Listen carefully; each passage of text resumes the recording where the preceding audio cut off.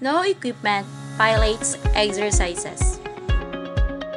Enter PILATES moves by the Red Velvet inspired workout. So, what is PILATES? It's a physical fitness system developed in the early 20th century by Joseph Pilates, after whom it was named. It is practiced worldwide, especially in Western countries, such as Australia, Canada, the United States, and the United Kingdom. As a matter of fact, the alternate name for this workout is contrology. It is the ability of executing controlled movements which feel like a workout and not just a treatment. This form of activity is known as PILATES exercises. This form of movements augments your flexibility as well as develop endurance and control in the whole human body. Alright guys, for this Red Velvet inspired PILATES workout, we have 13 different exercises. So, let's do this.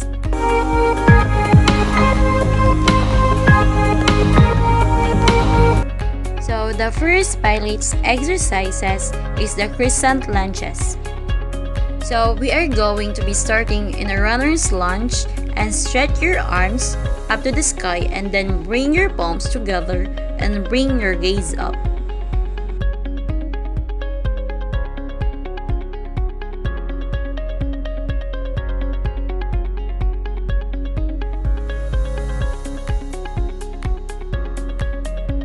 So next is the King Dancer's pose. So the King Dancer's pose, reach your left arm forward and bring your gaze forward as well and make sure your hips are squared.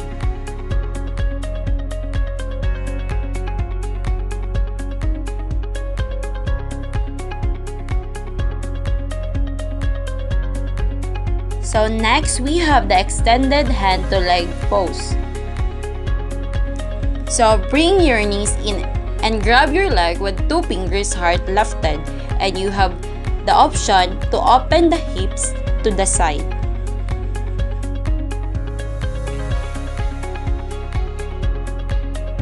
So next is the sleeping swan pose. So draw one knee in front and extend the opposite leg behind, reach your arms forward and rest your head on the mat.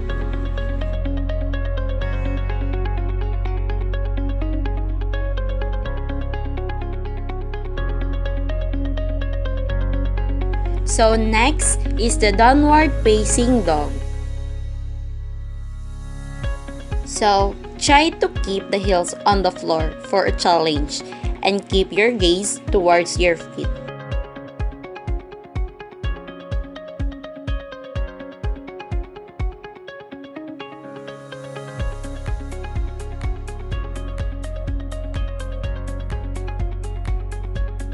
So next is downward dog leg raise.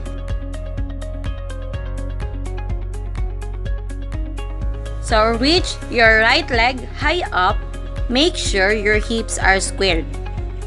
And come into a high plank, bring your knees towards your nose. And then reach your leg back out, inhale when you reach out, and exhale when you curl in.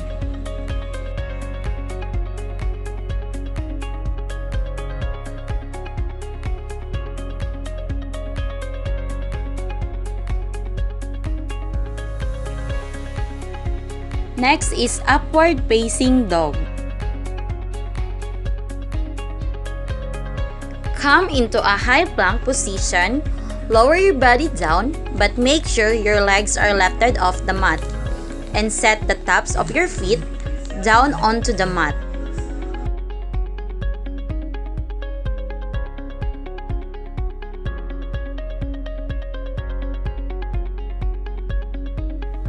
Next is straight leg scissor stretch. So bring your neck and upper back off the floor. Inhale to prepare, exhale and bring one leg up to the ceiling and the other leg straight off the floor. Add some stretch in the back of the upper thigh by pulling on each of your thighs and make sure to keep your legs straight. So next, we have roll-ups. Reach your arms up, inhale to prepare, exhale and curl your chin towards your chest, Roll off the mat and reach for your toes, maintaining the C curve in your back, and exhale when you lower right back down, one vertebra at a time. So next is jackknife. Extend your legs out to 45 degrees. Heels together, toes out. Inhale to prepare, then exhale and bring your legs overhead, balance on the shoulder blades. And not the neck, control the spine when you come down onto the mat.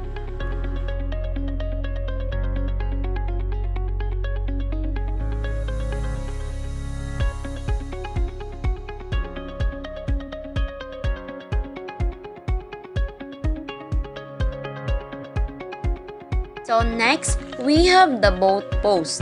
Come into a seated position, bring your arms behind onto your fingertips, lift your chest up, lean slightly back, and bring your legs up. Make sure to engage your core and squeeze your inner thighs together. So next, we have hundreds. Curl up your head, neck, and shoulders. Extend your legs to 45 degrees. Keep your heels together and toes apart into Pilates stance. Now, pump your arms up and down. Inhale 2, 3, 4, 5 and then exhale 2, 3, 4, 5. Next are supine twist. Bring your legs into a tabletop position and move from side to side. Inhale to go over and exhale back to center. Make sure to move from the waist and try not to throw your legs.